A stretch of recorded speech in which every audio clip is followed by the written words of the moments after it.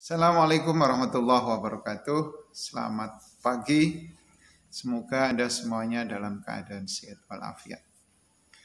Hari ini saya akan berbagi pengalaman bagaimana cara mendesain, memproduksi, menginstalasi, dan mengedukasi pada pemakai berkaitan dengan hidraulik rampam atau yang disebut dengan pompa hidram. Jadi nanti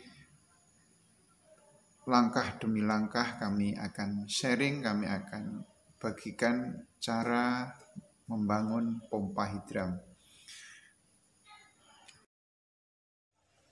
Oke netizen, kita akan melanjutkan materi pertama yaitu desain pompa hidram. Referensi dari desain ini adalah dari berbagai sumber yang kami rangkum sehingga merupakan sebuah desain yang ideal dari pompa hidram. Oke, kami jelaskan satu persatu desain ini. Kita membahas dulu dari bendungan ya. Bendungan itu adalah sebuah posisi di mana kita menahan air atau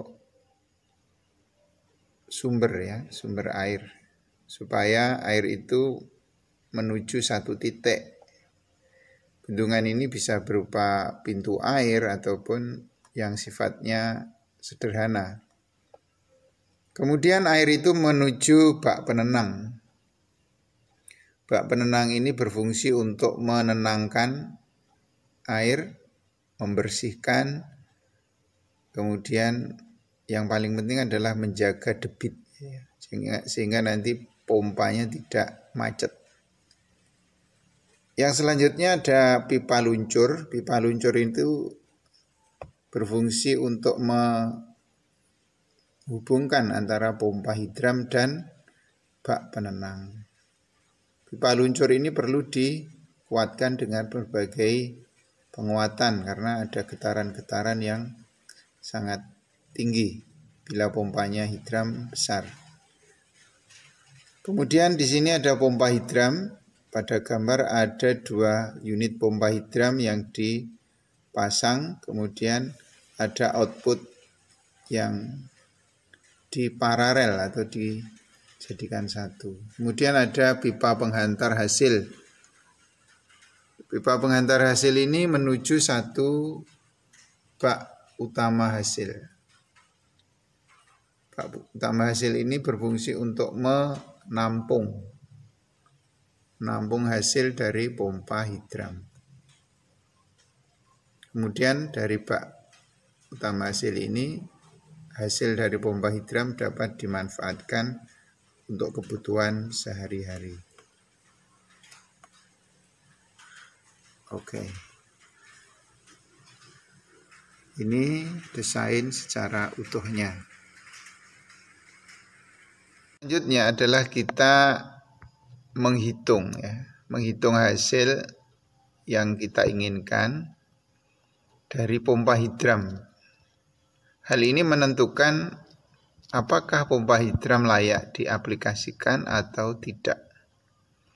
Formula yang kita pakai adalah hasil, di sini dimaksud adalah hasil dari pompa nanti itu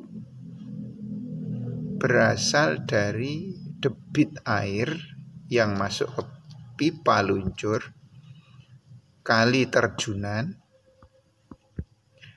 dibagi tujuan kali 0,6. 0,6 ini adalah efisiensi pompa hidram yang dibuat. 0,6 ini adalah tergantung pompanya. Jadi desain pompanya itu nilainya bervariasi. Bervariasi di sini ya efisiensi pompanya. Jadi bahan pompa, desain pompa itu menentukan efisiensi pompa. Kita akan membahas satu persatu dari debit ya, berawal dari debit dulu. Debit air pada pipa. Debit air pada pipa di sini adalah kita menghitung flow dari atau luncuran atau arus air pada pipa tersebut dengan menghitung berapa liter per menitnya. Nah, jadi Anda bisa menggunakan satuan yang sama. Bila nanti menggunakan per liter per menit, berarti ya semuanya satuannya liter per menit. Kalau galon ya per galon, atau dengan skala ukuran yang lain boleh.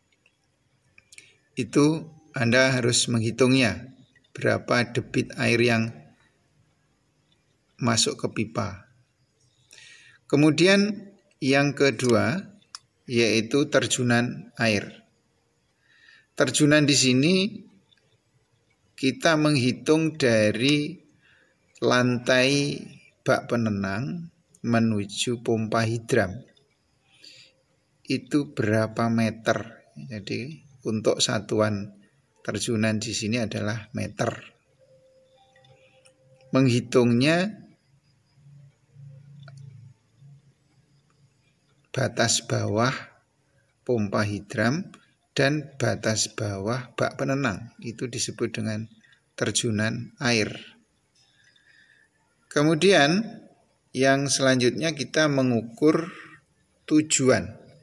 Tujuan di sini dihitung dari lantai pompa hidram sampai pada tujuan akhir atau bak utama hasil. Jadi ujung pipa nanti dikirim kemana itu diperkirakan, kemudian dimasukkan pada nilai tujuan.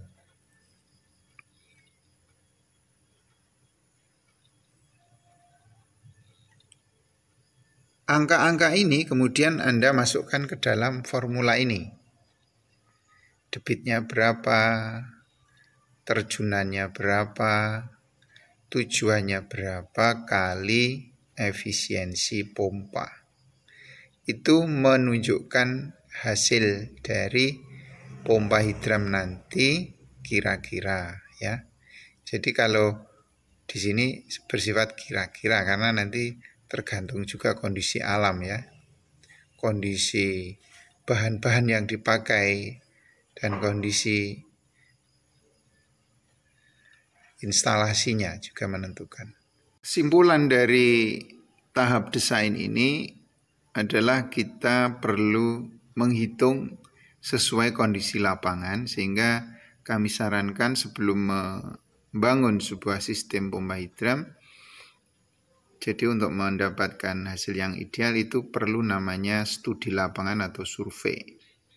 Di langkah pertama membangun pompa hidram adalah mengukur, mengunjungi kondisi lapangan, kemudian menentukan kira-kira titik mana yang akan digunakan sebagai bendungan, mana yang akan digunakan sebagai bak penenang, kemudian mana yang akan ditempatkan pompa hidram, serta di mana bak utama hasil ditempatkan. Titik-titik ini perlu ditempatkan sehingga Anda merencanakan lebih matang lagi. Terima kasih Anda sudah melihat video kami. Jangan lupa like dan subscribe-nya untuk mendukung channel kami. Dan kami terus akan menginformasikan berkaitan dengan pompa hidram ini dari awal sampai akhir. Terima kasih. Semoga semangat selalu.